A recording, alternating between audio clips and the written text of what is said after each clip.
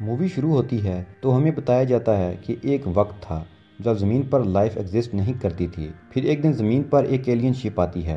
Alien ship से एक alien उतरकर पानी के पास आकर एक अजीब सा लिक्विड पीता है, जिससे उसकी पूरी बॉडी मेल्ट होकर उसी पानी में मिक्स हो जाती है। फिर हम देखते हैं कि इस एलियन के डीएनए से ज़मीन पर लाइफ की शुरुआत होती है।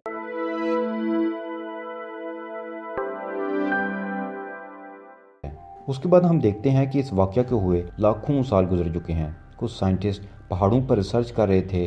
वहाँ उन्हें केव्स में पुरानी ड्राइंग्स मिलती हैं जिसमें एक शख्स स्टार्स और प्लैनेट्स की तरफ इशारा कर रहा था। उसके बाद ऐसी ही ड्राइंग्स साइंटिस्ट को दुनिया में जगह जगह मिलती हैं। वो सब हैरान हो जाते हैं क्योंकि उस ज़माने में इन इलाकों का आपस में कोई कनेक्शन नहीं था। इतना डिस्टेंस होने के बावजूद भी ये सारी पेंटिंग्स एक जैसी कैसे थीं।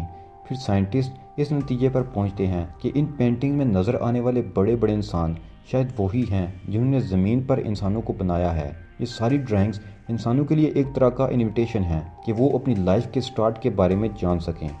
फिर सब देखते हैं कि सब पेंटिंग्स में एक ही प्लैनेट की तरफ इशारा था। फिर साइंटिस्ट फैसला करते हैं कि वो इस प्लैनेट तक जाएंगे। फिर हम देखते हैं कि साइंटिस्ट की टीम एक स्पेस शिप में है और सब स्लीपिंग चैम्बर्स में हैं। सिर्फ एक बंदा बाहर है जो इस शिप को कंट्रोल कर रहा है, लेकिन वो इंसान नहीं था बल्कि एक रोबोट था। फिर 3 साल के लंबे सफ़र के बाद वो अपनी मंजिल तक पहुंच ही जाता है। वो रोबोट सभी को स्लीपिंग चैम्बर से उठा देता है। अब साइंटिस्ट इसी प्लैनेट के ऊपर थे जहां उन्हें आना था, लेकिन जहां उन्हें लाइफ के कोई आसार नजर नहीं आ रहे थे। फिर उन्हें पहाड़ों के दरमियान में एक पिरामिड दिखाई देता है। अब उन्हें इस प्लैनेट पर लाइफ का एक सबूत नजर आ गया था। अब साइंटिस्ट इस प्लैनेट पर जाने का फैसला करते हैं। इस प्लैनेट का माहौल ज़मीन जैसा ही था, बस कार्बन डाइऑक्साइड की क्वांटिटी में थोड़ा ज़्यादा थी जो कि नुकसानदेह था, इसलिए वो ऑक्सीजन सूट पहनकर बाहर जाते हैं। कुछ लोग शिप के अंदर ही रहते हैं और बाकी इस पिरामिड में देखने के लिए अंदर जाते हैं। अंदर सबसे पहले डेविड रोबोट जाता है। अंदर जाने पर उसे एक ग्रीसी लिक्विड नजर आता है और साथ ही कुछ बटन्स भी नजर आते हैं। जैसे ही वो बटन प्रेस करता है तो वहाँ प्रोजेक्टर शुरू हो जाता है, जो कि उस जगह की कुछ सीसीटीवी फुटेज थी जिसमें देखा जा सकता था कि लोग वहाँ से बाहर भाग रहे थे। तभी वहाँ एक आदमी का पांव स्लिप होता है और वो गिर जाता है। इतने में ही वहाँ का डोर बंद हो जाता है और उसका हेड दरवाजे की दूसरी तरफ रह जाता है।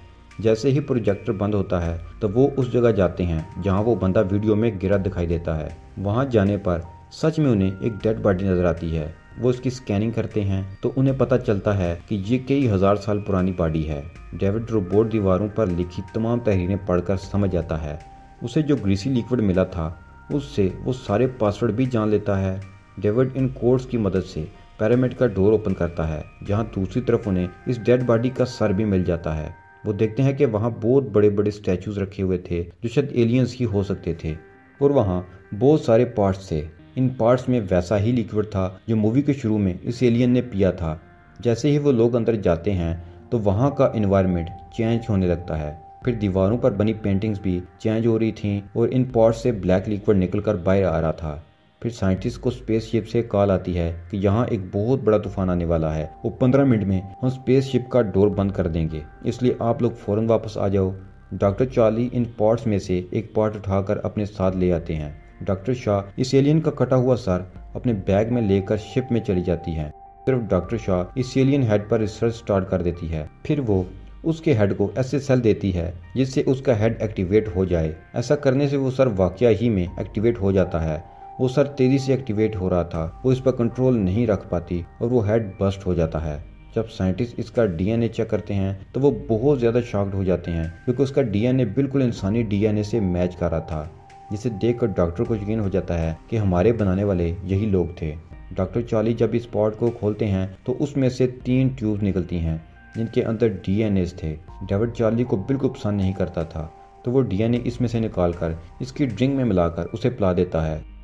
वो साइंटिस्ट पिरामिड के अंदर ही रह गए थे। वो वहाँ रिसर्च जारी रखते हैं जहाँ उन्हें बहुत सारी डेड बॉडीज मिलती हैं। वो ये सोचकर परेशान हो रहे होते हैं कि आखिर इन एलियंस को किसने मारा होगा। इन्हें डर लगने लगा था कि जिन्होंने इन एलियंस को मारा होगा वो उन्हें भी मार सकते हैं। वहाँ उन्हें एक स्नेक की तरह का एक एनिमल नजर आता है जो इस लिक्विड पार्ट से निकला था। वो उसे एक आम स्नेक समझकर टच करते हैं, लेकिन वो स्नेक बहुत ज्यादा एडवांस था। अचानक से उनके सूट में दाखिल होकर उसके मुंह को पॉइजनस कर देता है और उसको मार देता है। जो दूसरा साइंटिस्ट उसे बचाने की कोशिश करता है वो स्नेक उस पर भी अटैक कर देता है, जिससे वो ब्लैक लिक्विड पर जा गिरता है, जिससे उसकी बॉडी पर रिएक्शन शुरू हो जाते हैं और वो भी मर जाता है। यहाँ चार्ली और डॉक्टर शाह एक दूसरे के साथ टाइम स्पेंड करते हैं, लेकिन चार्ली जब अगले दिन उठता है तो उसकी हालत बहुत ज्यादा खराब थी। ये उसी डीएनए की वजह से हो रहा होता है जो डेविड ने उसे दिया था। फिर वो सब मिलकर एक दफा फिर पिरामिड में रिसर्च के लिए जाते हैं। वहाँ डेविड फिर आगे जाता है और चार्ली की तबीयत अचानक बहुत ज़्यादा ख़राब हो जाती है, जिसे लेकर सब वापस आ जाते हैं। फिर डेविड पिरामिड के अंदर ही रहता है। उसे रिसर्च करने से पता चलता है कि यहाँ पिरामिड असली में एक कंट्रोल रूम है और जो ब्लैक लिक्विड के पार्ट्स उन्होंने देखे थे वो एक वेपन है जिसे किसी जगह गिराने से मुख्तलिफ किस्म के एलियंस निकलते हैं। जब डेविड एक बटन दबाता है तो वहाँ एक प्रोजेक्टर चल जाता है जो पूरे यूनिवर्स को शो कर रहा था। यहाँ दिखाया जा रहा था कि उनकी मंजिल अर्थ है। यहाँ उसे पता चलता है कि वो सब लोग अर्थ तक आ रहे थे। अब वो यहाँ स्लीपिंग पॉड्स दिखता है जिसके अंदर एलियंस थे। उसे पता चलता है कि इनमें से एक एलियन अभी भी जिंदा है। ये देखने के बाद वो अपनी शिप में वापस आ जाता है। दूसरी तरफ वो लोग चार्ली को लेकर अंदर ही आ रहे थे। शिप के कैप्टन चार्ली को अंदर नहीं आने देती क्योंकि वो इन्फेक्शनिस्ट था, उससे बाकी लोगों की जान को खतरा हो सकता था, तो वो उसे जला देती है। ये देखकर डॉक्टर शाह सदमे से बेहोश हो जाती है। जब शाह को एग्जामिन किया जाता है तो पता चलता है कि वो एक्सपेक्ट कर रही है, तो पता चलता है कि उनके अंदर एक एलियन बचा है। जब डेविड उसकी मदद को तैयार नहीं होता तो वो एक ऑटोमेटिक ऑपरेशन मशीन के अंदर जाती है और सर्जरी से इस एलियन बच्चे को अपनी बॉडी से निकाल देती है। लेकिन शाह इस एलियन को मारती नहीं बल्कि एक चैम्बर में रख देती है।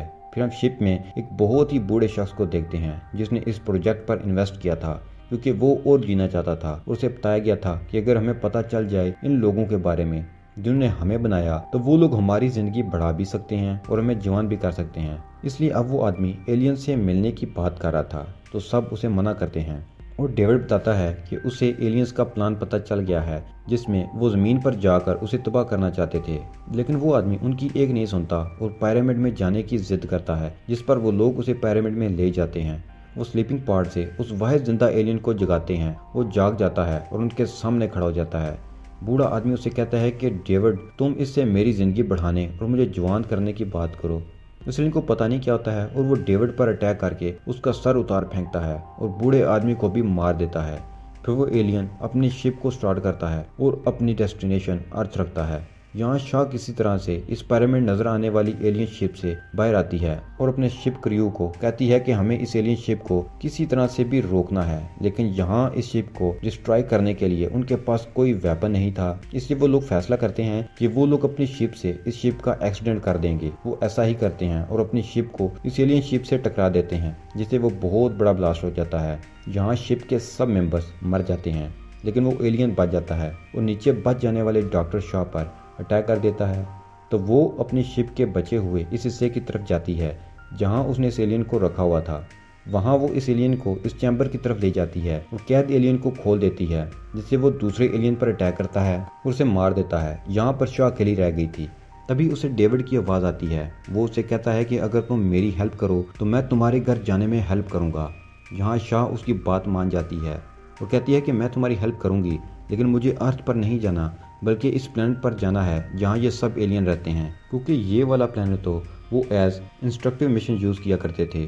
डेविड इसकी बात मान जाता है और दोनों एलियन के स्पेसशिप लेकर निकल जाते हैं और आखिर में हम देखते हैं कि इस प्लेनेट पर एक बहुत ही भयानक एलियन पैदा हो गया था जिससे वीरान प्लेनेट पर बहुत ही भयानक लाइफ शुरू होने वाली थी। और उसके साथ ही ये मूवी यहाँ पर ख़त्म हो जाती है।